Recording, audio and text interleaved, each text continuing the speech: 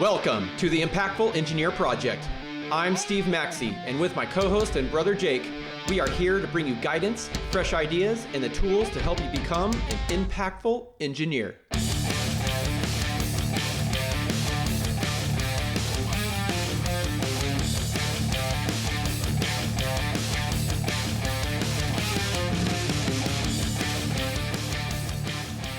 Today on the Impactful Engineer, I am here with my brother Jake for an authentic conversation around engineering and personal development. Our goal is to create an environment for career excellence targeted toward engineering professionals.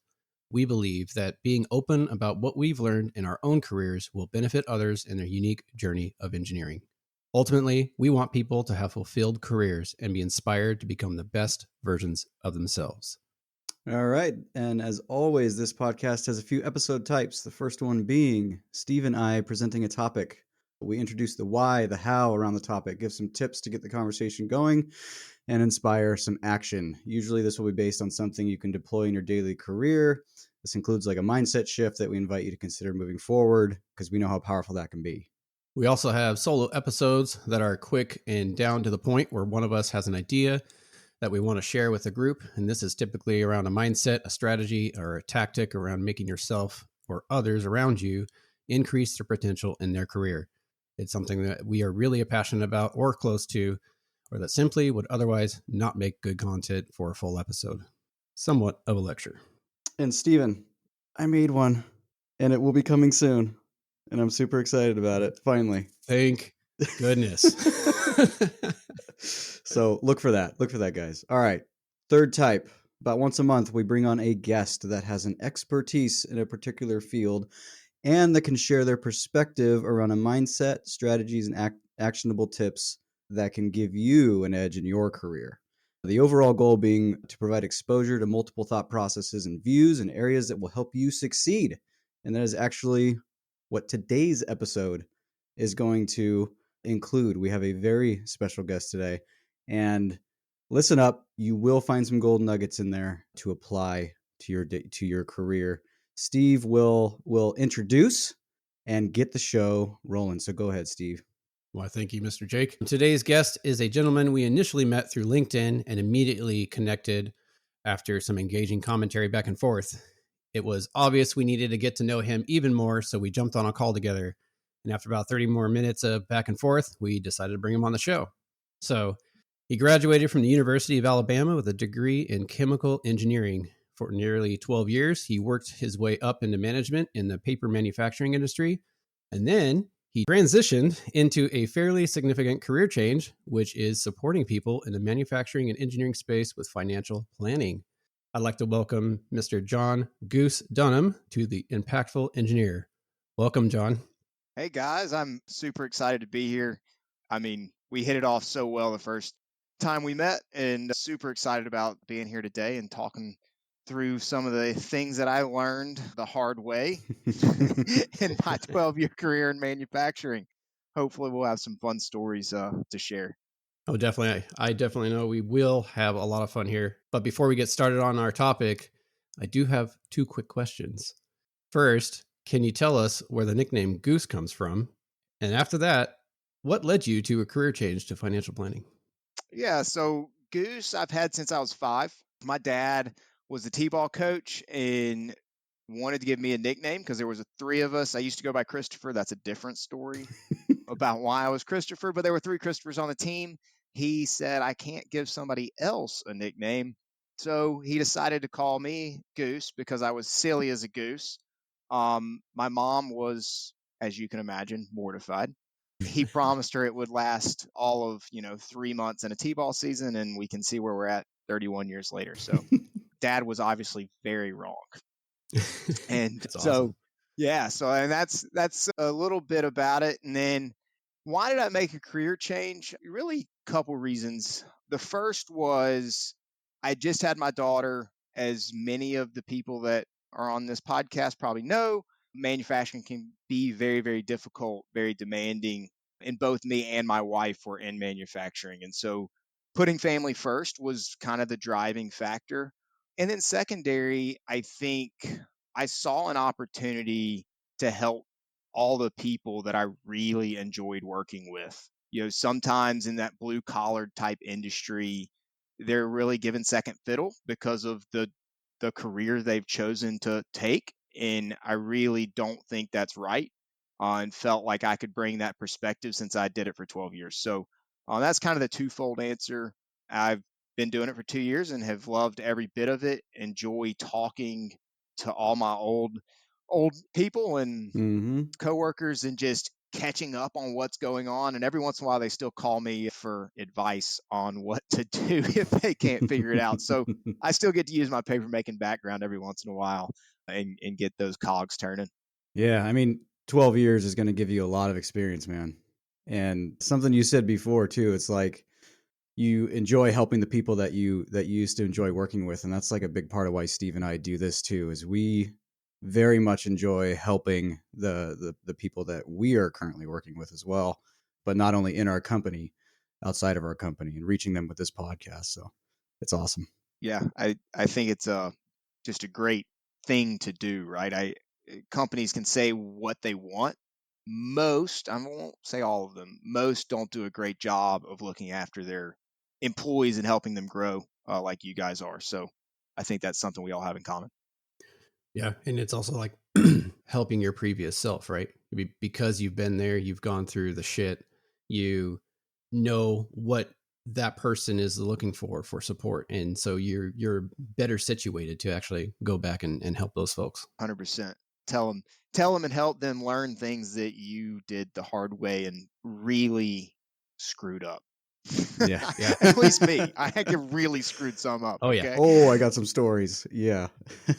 Yeah. And you can help Yeah. them And cut through the that actually, bullshit too, you know? So Yeah, sorry, no Steve. doubt. yeah, no, you're good. Yeah, and that actually leads us to our topic for today. After our previous conversation, we wanted to talk about what a lot of the younger engineers struggle with, and that is the challenges of conflict resolution. Yeah. I love confrontation, and it's something I really sucked at early. So so I can't wait to dive in and really get after it. Yeah, so let's start with the obvious. Why is this an important topic to bring up? So two reasons. First, definitely as a young engineer, you're not presented with many opportunities to utilize conflict resolution or confrontation kind of in that individual contributor role. But it's one of the most valuable things as you progress in your career to get good at and to utilize, not just to help yourself grow, but to help others grow around you. And that's really what a team is about, is how do you have this confrontation, not get offended by it, and at the end of it be a hell of a lot better as a group. And that's what creates that team environment. So Mm. that's for me, that's why it means so much to me. Hey, my fellow impactful engineers. If there's one thing that you could do to help out this community, it's to keep listening to the podcast, but also, if you found value in it, to share it with one person, give us a 5-star review, or even leave a text review. It'll only take a few seconds of your time. Find that person that you think could enjoy some of this or learn from it, and pass on the good word. Now back to the show. And I would imagine that the areas of confrontation, or why a conflict has arisen could be similar across industries, but there might be some specific things that would happen in a manufacturing or like in the paper mill setting, right?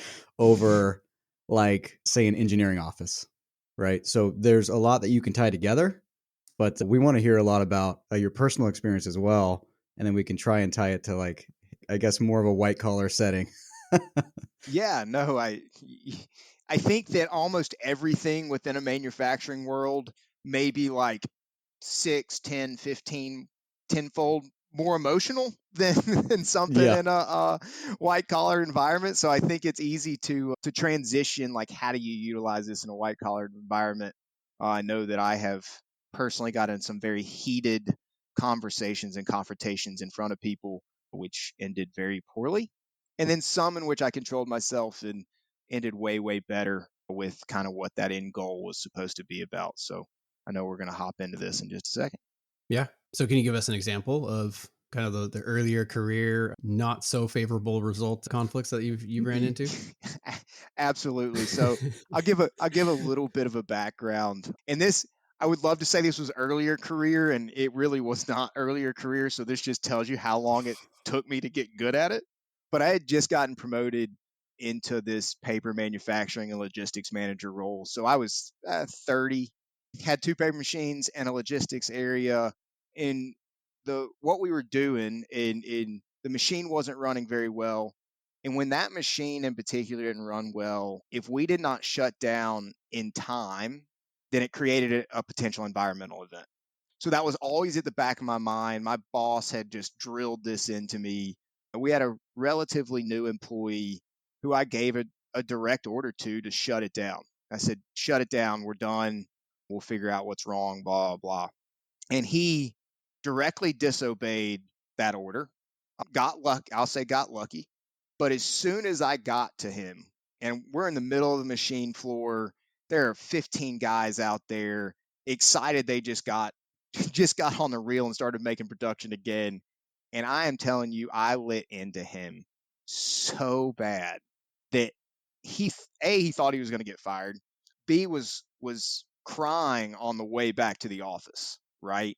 I was obviously mad. My boss got up there, told me to go to my office. And what I didn't realize at the time was that destroyed our relationship for the next year and a half. So he had to work for me for the next year and a half. And for a year and a half, we were trying to repair this relationship that I had destroyed in a matter of 5 minutes. Right. Yeah. So I'm sure y'all got questions. I'll let y'all just stew on what I just told y'all, and and I'll hear what y'all got to ask, and we'll get Yeah. into it. Yeah. So, I mean, what are the largest lessons that you pulled from that? Right. I mean, I think I have a couple ideas, but maybe starting with emotional regulation, right?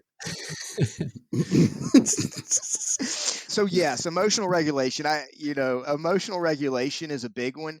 And I think in a manufacturing environment, sometimes that emotional regulation is very, very difficult to have. But understanding that you can still get upset and remove yourself from the situation, Yeah. right? And that is exactly what should have happened. I should have I should have gotten up, gone straight to my office and calmed down before I had that conversation. He was in the wrong. I don't, you know, everything about what he did was wrong, but every way in which I reacted was also wrong. And those two wrongs didn't make a right. And had I just removed myself from the situation for 15, 20 minutes and then had a good sit down conversation in private, it would have been totally different. He would have learned there was no hard foul. We would have gotten over it. And the next year and a half would have been a hell of a lot better for it.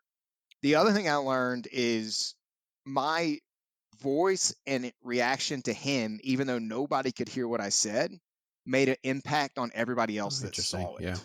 it. And like I think that was a part that I didn't really understand. I didn't understand it as a young person. I didn't understand it then, and I lost a lot of respect from that group that saw me react that way.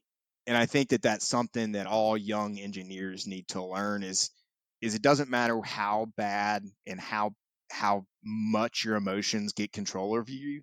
That respect's a hell of a lot more than however you're feeling right then.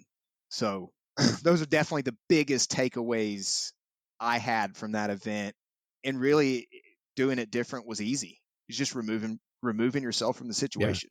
You don't always have to take care of it in the moment, right? Yeah. Yep. And go ahead, Jake. All right, sorry.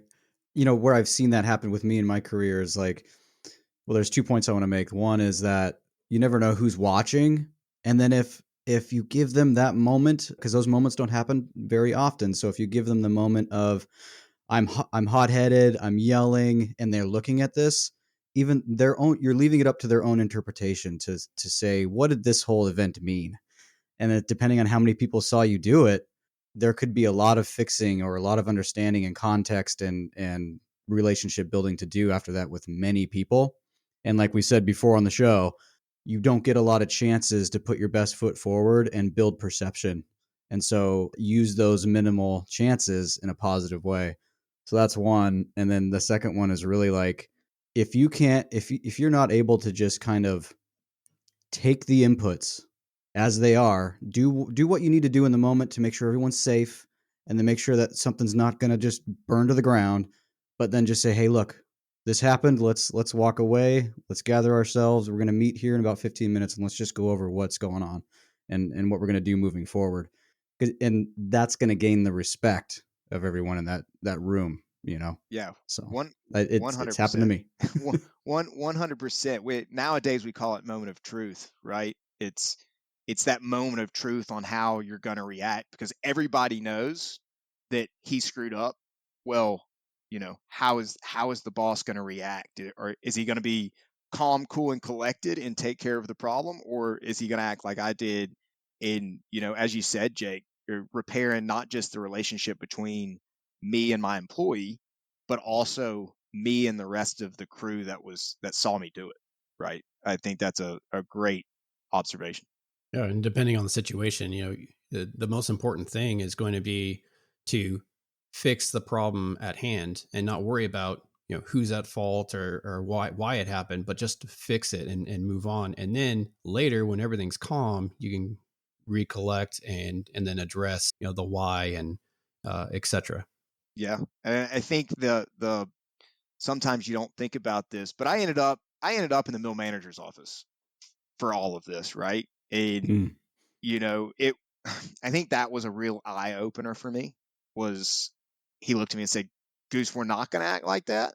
And if you do it again, you're not going to work here anymore." Right? You only have so many chances too. And I think that was that defining moment where I was like, okay, this may have been okay in the past. And I think we're going to talk about this at some point. This may have been okay at the past, but it's not okay today. And, I had grown up around a lot of what I'm going to call old school people, right? And that is exactly how they treated people. So, I think that comes down to who you have to watch. And I watched them, and that's how they acted. So that's kind of how I started to act. Yeah. Yeah. A lot of this comes down to strategy and tactics too, guys. Like, for people listening, you have to be adaptable, and this is part of it, right? So, like Goose was saying, that's the old way of doing things. Back when people didn't really have a choice, or they were glorified for doing something like that, or their boss would tell them, "Hey, way to show the crew how it's fucking done. Like, good job, keep it up." That's not the message anymore. And people have a lot more choices these days too, to be like, all right, well, I'm not going to work in an environment like this, so I'm going to go to the next paper mill, or I'm going to go to the next this or that. They have too many choices, right? That is what it is. So you really do have to adapt and learn to it. And for your employees, do you want them to do what you want them to do out of fear, right? Or do you want them to be the best employee that they can be? In acting out of fear is one that doesn't take chances, isn't trying to improve, isn't trying to progress the team. It's one that's going to do exactly what you say, and that is not what's going to drive the best results. Not for the employee and not for you as a leader, right? I mean, I think that's a huge aspect of it. Is you want your employees to excel. You don't just want them to do what you want them to do. And that's leading through fear, which I did for more of my career than I wanted to, and I definitely learned from it and was definitely a different person by the end of it. So it sounds like it was a rude awakening shortly after that event, but then you started becoming more aware of some of the tools to turn things around as far as how you managed a conflict. Yeah, I definitely was a rude awakening. It definitely opened my eyes to the fact that if I wanted to go as far in my career as I wanted to, and if I wanted to progress as far as I wanted to progress, I needed to learn how to master conflict. I had to learn how to master confrontation so that confrontation turns into a good thing, right? And I think that so often people look at confrontation as bad because they think somebody has done something wrong. That is not what confrontation is. Confrontation is about something that could be done better. Doesn't mean it was done badly. It's about something that could have been done better so that they do improve and continue to improve.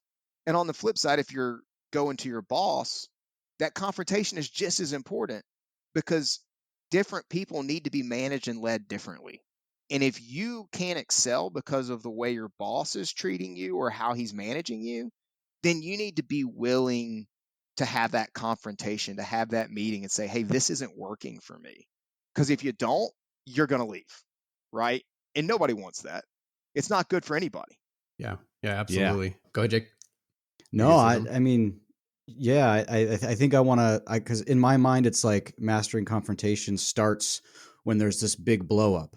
You know what I mean? And I want to shift people's mind that it's like confrontation and conflict management should be normalized, and it can come down to your daily interactions, your weekly interactions in the form of feedback, right? Improvement. It should be like a normal thing. We can get ourselves away from, hey, we're confrontation means something's going down. Let's get away from that and just be like, dude, confrontation and mastering that is a daily thing that's going to accelerate you in your career if you get good at it. And that's why I think it's so important for young engineers that are listening to this, right? Because had I mastered it when I was an engineer and an individual contributor and I learned how to deal with it, do you, I would have never done what I did, right? I would have never put myself in that situation to where my job was on the line, the respect was on the line, and ultimately my career was on the line, right? But I started late. And 30 may not be that late, but it was later than 22 when Yeah. we could start, right?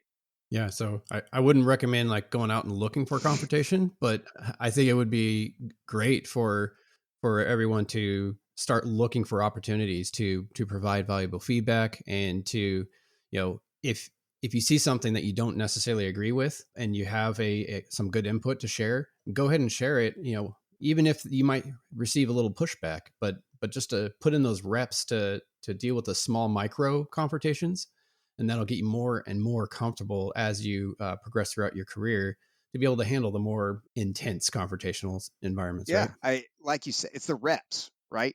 Yeah. Nobody's going to be freaking good at it. Engineers don't want to hear that, right? Because we're good. We're used to being good at things, okay? But confrontation isn't easy. You're not gonna be good at it. So get reps in when they don't really freaking matter. It's like practicing. If for Yeah. practicing for sports or practice for anything else, get the reps in when they don't matter, so that you can excel when they do. Yeah. I Yeah. would, And I want to add something real quick, okay. Steve. Sorry. Yep. I know we're having some delays, but the here's the biggest unlock, and I'll just share it for me personally, was that when I receive feedback and daily, weekly, monthly, 360 annual reviews, whatever it is not an attack on your personal ability to do the job. It is not an attack on you. Even if the other cuz even if the other person is attacking you and just wants to get a slight in there because they're fucking tired of their shitty life and they feel like they need to, don't take it that way. And I'll tell you right now that that's very rare. And 90% of the time when you think someone's digging at you, they're actually just trying to help you become better. And it doesn't mean they have all the answers. It just means that they see something, they're going to say something, and hopefully the other person can receive it and do something beneficial with it. And if not, toss it to the side. But keep going. Don't let it be a personal attack on your merit. You know what I mean? Yeah, that's Yeah. huge. Yeah, absolutely. And when you're giving back or giving feedback to other people, or pointing out, some issues that you're seeing in their work, think about how they would want to receive that feedback and package your delivery for that, right? Because you want to care about them progressing and growing as an engineer, but you still need to be direct and give them the information that's needed for them to Yeah, improve. don't sugarcoat it. I mean, that just Yeah. makes it worse. Jake, like you said, learn how to take it too. I mean, you have to. It'll be the best thing that you learn how to do at an early age, and that may be the best thing you can do as a young engineer is learn how to take it. So that, because as you learn how to take it, not only does that accelerate your learning and your progression and your growth, but it also teaches you how to give it, because you actually saw through how poorly it may have been given to you, because it will be given to you poorly, and you can start to shape the way you would have had said it, right? And that's a learning opportunity for you, even though you weren't the one giving it. So Absolutely. And getting down into the weeds of how you deliver it and how you take it will absolutely help you in the end. The first thing you got to do is get over that initial like defensiveness and, hey, but you don't know what I was thinking here, and well, in this situation you should do it this way, and here's why. It's like, no, dude, receive, do with what you will, and say thank you, and then drop it. The more you volley back, we just talked about this actually the other day with somebody in my group.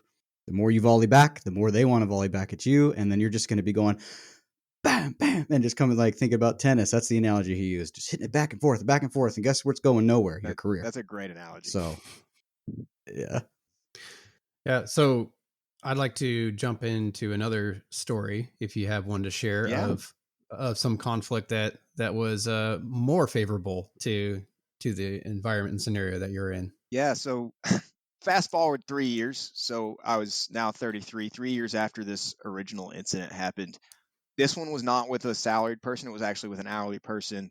But uh, this employee was notorious for doing things he was not supposed to do or not thinking before he acted. He rushes out. He makes a change to the machine. 30 seconds later, we have $2 or $3 million worth of damage and 12 hours worth of downtime because of the action that this one individual took. And not to mention the safety implications of having to try to repair all of that, right? That was just the monetary impact. And so, first thing I did was we went out there and we gathered the entire crew.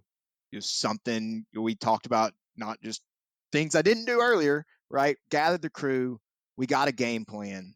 We understood what needed to happen. We understood what lockouts needed to happen, and jobbed everybody out so that everybody was in alignment with what needed to happen. Okay. Obviously, I'm still furious, but that wouldn't have, nothing would have changed. It would have just delayed us getting back going, me being furious and making a stink, right?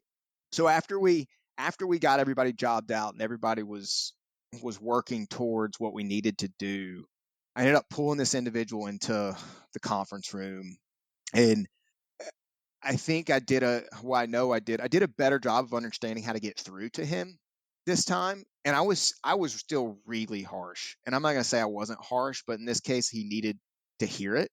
But I used an analogy from football in the NCAA, and I looked at him and I said, I can't say his name. I won't say his name. I Just said, call him Bob. employee, Bob sounds great. Yeah. I said, Bob, you are the reason the NCAA put the targeting rule in place. And he looked at me. I said, the protection is for you. I said, you're the defender. I said, you are the defender who is putting his head down and is going to break his freaking neck if you don't slow down. And so we obviously had a much deeper conversation than that, but that's how I started. That's how I started off, just to get his attention to how serious the situation was. Fast forward another year, and this was about the time I was leaving. And he came back to me and he said, Goose, can I tell you that that was the most impactful conversation I have ever had? And it's the first one that I finally understood what I was doing, how it was impacting me. And without it, I don't know that I'd still be working here, because we put him on a last chance agreement, said, hey, you screw up one more time, you're gone, like no questions asked. And that, I mean, as much as I knew that I had done it a lot better that time, I think this is something that everybody needs to take away, is when you have those tough conversations, you're doing it for that person's benefit, right? It's not your own benefit. It's that person's benefit. And you could be impacting the rest of their life because they still get to have a job, right? They still have to get to have a career. They still get to have a well-paying thing so they can be with their family and they're not having to travel around. And that's when it really hit home about how much those conversations are more about the other individual. And when you look at them that way, it's a lot easier to have, right? You stop worrying about what they're going to think about you. You're going to stop worrying about, are they going to look down upon you? Are they going to be mad at you? No, the whole thing is for their benefit, not yours, right? So Yeah, and I think something else to consider is is, that employee, Bob, made what was the financial, like $12 million that we said? Well, it was 2 to 3 in equipment and probably another Okay. million, and so 4, we'll say 4. Okay, yes, yeah. So we'll just say $4 million, right? So he made a $4 million mistake. If you would have just fired him on the spot, now there's a new person in there that will most likely make that same $4 million mistake, right? But because you handled the situation correctly and he learned that lesson, that $4 million mistake will never happen again. And so long term, that is better for not only Bob, but also the organization. 100%, especially in today's society where we can't hardly find people to work those types of jobs, right? Yeah. Yeah, that's a great point. Yeah, one thing I'll say about that story though is that for yourself too, Goose, like you said you did better, but you removed any sort of doubt in your own mind that you did the right thing, which is going to make your job easier and more effective. And you put it on him. You put it on Bob. Bob, this is the choice that you're going to make. And whether you make it or not is it's you. Yeah. And I'll be here for you, but you're making the choice. So it makes your job, you see things a lot clearer at that Yeah, point. no doubt. And it comes down to preparation for confrontation, right? Is when you get in the heat of the moment, you have zero time to prepare, zero time to kind of formulate your own thoughts so that it gets through. But when you do remove yourself from the situation long enough, the preparation happens. And we all know that plans may never go to plan, but the planning allows you to prepare for contingencies. As engineers, we all know that, right? And I think Oh yeah. when you start to apply your engineering concepts to more than just equipment and in processes in your job and start applying those same processes to the people side of things, your ability to grow and progress, your ability to lead people, it is so exponential. Yeah. And one other topic I did want to bring up real quick is accountability, right? So I think this is an area of kind of like a subset of conflict resolution that is really challenging for engineers. It is not only as a manager holding, a direct reports accountable, but also just like peers, right? If you're in a team and your teammate is just not holding up their end of the work, how do you have that peer accountability? Yeah, that is one of the biggest things, right? Especially as individual contributors, right? Because you're letting everybody down, and if you're not willing to hold that person accountable, you're as responsible for letting everybody down as they are, right? And I think That's as a absolutely young right. engineer, I was always so fearful of what are people going to think of me, right? I can't stand up and say something. I can't, somebody else should do it, right? I think it's fear ultimately that stops us from doing a lot of these things that they're so important, and yet you're letting fear prevent your own growth. I know a lot of people talk about what fear can do to you, but for me, that's what it was. It was, what are people going to think of me? Yeah. And when I did this for so long in my career, I like to get along with everyone, right? And it's actually part of my superpower as a leader and a manager is that I can integrate well with just about anybody and inspire anybody to do like if they're close and they're part of my team, we can all inspire each other, right? To do our very best. The farther they get from your sphere, the harder that is to do. But anyway, in my career, it was like, I'm not going to say this or that. I'm not going to rock the boat. I'm not going to say this certain thing that I know is just like what should be done over what I'm seeing being done. And I think it was based off, well, I know it was based off of a lack of accountability in the organization. So accountability wasn't rewarded, right? So that was one of the biggest things that kept me kind of like silent was that nobody held each other accountable. So it actually wasn't rewarded. And then you kind of like made yourself an outlier if you were holding people accountable. But as soon as I armed myself with the principle behind it and the fact that it will make our team stronger, and I started applying that to the people around me, like that are really close, it worked out really well. And we gave each other permission to hold each other accountable and say, hey, this might be a better way. all right, let's try that. Let's do this. And then we work together. And then it starts spreading from your small group into the other groups. And then other people start seeing it. And then it kind of just starts expanding. So just don't let that keep you back, like hold you back from holding other people accountable or quote unquote having that confrontation, right? Because of your fear, but also because you think it's not going to be, you think it'll be detrimental to your career, but it won't. Maybe in that first, like in the week or the day that you do it, you're going to feel weird because it's something that people aren't used to. But if you just get used to doing it, the longer you do it, the better you get at it. That's where you absolutely have to get good at it. That's where you need to be able to get any further at a certain point. So I just want to like really hone in on the importance of that. Really start taking it seriously. Yeah, it's about building respect, right? I mean, I think that you need to separate being liked and being respected. At the end of the day, you need to earn people's respect. And sometimes that means not being liked because, especially when you start leading a team, and if you learn this as an individual contributor, once you lead the team and can start seeing things through a lens of this is what's best for the team, you can't please everybody. You're never going to please everybody because somebody's idea is going to be left to the side. You're going to make a decision that benefits 75% of the people and not 25% of the people. So once you come to that conclusion, it's not easy to make decisions, but it's clear what decision has to be made, right? And that's such an important part of being a leader. Is that doesn't mean they're easy. I've sent people home, I've fired people, I have done a lot of things, right, that weren't easy, but I was very comfortable with them because I knew at the end of the day it was benefiting the majority of people. And that's the key, right? Yeah, it's the team over the individual. Like you care about every individual on your team, but the collective team is the most important organism in the organization.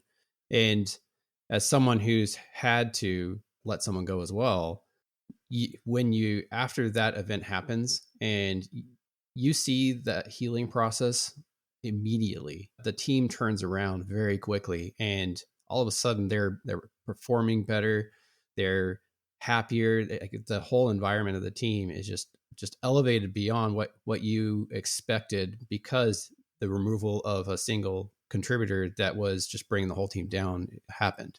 So when you have that, it builds your confidence in making those decisions because you already know and have seen those end results of having to deal with that hard decision. And it makes those consecutive decisions further down the road, whether hopefully it's many years down the road, but they will happen again. It makes it much easier and clearer to be able to make those. Yeah, no doubt.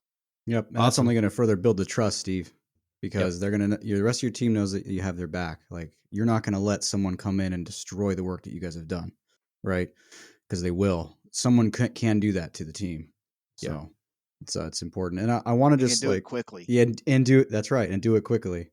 And the last point I want to make is like, it's not one manager, it's not one leader that this is really important for. It's for everyone. So don't be that person that comes into the team that's not with the program with all this, because you'll hurt your career, but you're also going to hurt another team. You don't want to do that. Come to the, even in your first job, your first career job that you have, come with this knowledge. Look into how to actually do this amongst a team. Join any team that you can and make sure that it's dynamic and that you can experience these things, because it's up to each one of us. That's why we want to do this podcast. That's why we have this message, is that it's up to every single individual person to have this ability and to adopt this mindset. Because if you can imagine, if you have everyone on the same page, what kind of impact you can have, right? This almost becomes a moot point. So it's up to each one of us, right? Each one of you. So Yeah. All right. Well, before we start wrapping this up, I did want to ask, how can our listeners follow you or reach out to you? Yeah, so follow me on LinkedIn, John Goose Dunham. I post quite a bit of different stuff. Post a lot of leadership stuff. I post obviously relating manufacturing to finance, construction to finance. And every once in a while I have a straight up finance post, but I try not to get too technical because for most people it's boring as shit. It can be like, like, Yeah. I mean, it is like, it just, I can't I love it, but it doesn't mean I can make it interesting for people who don't like Yeah. it. Some of the So most you don't important things expect to a bunch of do. finance shit if you follow me. Yeah. Oh, Yeah, we love the posts that you have, and that's why we connected so quickly. So yeah, definitely reach out to Goose here. I'm sure you're an open networker, right? If people follow you, you'll follow back and Yep, converse with them. Um, absolutely. yeah. So Jake and I both have some standard questions we'd like to ask at the end of our episodes for our guests, and I think this is a very heavy action oriented episode, so I'll let Jake start with his question. sure. Yeah. I mean, there's a lot of impact in this episode too, Steve. Yes. But yes, I am the person that tends to be action oriented, sometimes to a fault. I will take action before I even know where I'm supposed to be going. But in this case, I think taking action is important. And so we would ask, could you give the audience something that they can do that they can start right away to get them more immersed in the world of conflict resolution and get better at mastering confrontation? So the easiest thing is to look at your own current job and understand where there already is confrontation that needs to be had, right? Because I think over my career, what I've learned is when I don't take care of it and I just let it stew and stew and stew, it just freaking gets worse, right? So find a place where you may be just a little edgy and go ahead and attack it, because those are probably the ones that, as we said earlier, those are the small ones that aren't actually, they're not that big of a deal right now, especially when you take care of them before they become a big deal. And I realize that you're probably fearful to do it if you're not used to doing it. Treat it no different than your job, right? Apply the same principles that we've learned as engineers and apply it to confrontation. Create a plan of attack. What and start with, what do I want to get out of this? What is the end result that I want to get out of this? And when you start there, the actions really start to fall into place on how you want to approach the conversation, right? And I think that was the one that I really struggled with, is I thought that people were different than my engineering work, and they're not. It's still, what do you want to accomplish, and how do I get there, and what are the steps I need to do to take it there. It's going to make that first conversation so much easier when you know what you want to get out of it. I mean, that's the one thing I'd tell people to go out and do today, right? Super, And super good. when 10 years from now, you're going to freaking be a master, and you're not going to think anything of it, and you're not even going to have to do that. Things are just going to fall into place as you go. The other thing that I want people to just go ahead and accept is you're not going to be fucking good at it. Like, That's Yep. right. you're not going to be good at it, but you have to take the reps to get there, right? And so it's okay. And don't be afraid to reach out to me, to you guys, because we're there for you. We've done it, we've been through it, and we're an open book to help people. We wouldn't be doing this if we weren't. Yeah, that's it. This episode could go on for 10 hours because we have so much context and so much situational awareness around what to lay over on top of what we're saying to apply to specific situations. We can't cram it all into this episode. You're going to get a lot out of it, but you're not going to get everything you need, right? And so we can always have a conversation. Bring a specific thing that you want to approach someone with, or bring your results. How is it going for you? What was said and who responded how? And that gives us a ton of context to work with. We know we've been there, we've done it, we've experienced it for years, right? So we know how to help. And then one other thing I'd say on top of it is, like Goose said, think about the result. Think about what you want to get out of it. And if you allow your brain to tell you that, sometimes thinking about the result can convince you that it's not worth it. And then you won't do it. In my experience, anyway. So I would say right off the bat, no matter how small it is, if you're worried about it, it is something that you need to follow through with. Do it anyway, even if the end result isn't some magically huge, impactful thing that just makes you go, oh, I'm better. This is such a great thing. even if it's like just meh, still follow through with it, because then you're going to get used to the steps that you had to take, who responds to what messaging. There's so much in this that you just need to kind of learn through action, right? So don't let it stop you from doing it. Yeah. Oh, by the way, it also applies to your personal life. Like this is, like, Yep. I mean, I know we're engineers, but like it, it has helped me so much in my personal life once I figured out how to do it at work. Like it, Dude. And Yeah. and the better you get at it in your personal life, the better you're going to show up at work. that's right. The better you do it at 100%. work, the better you're going to show up at home. That's just the way it is. Work and Yeah. life are intertwined, whether you like it or not. Yep. No doubt. Yeah.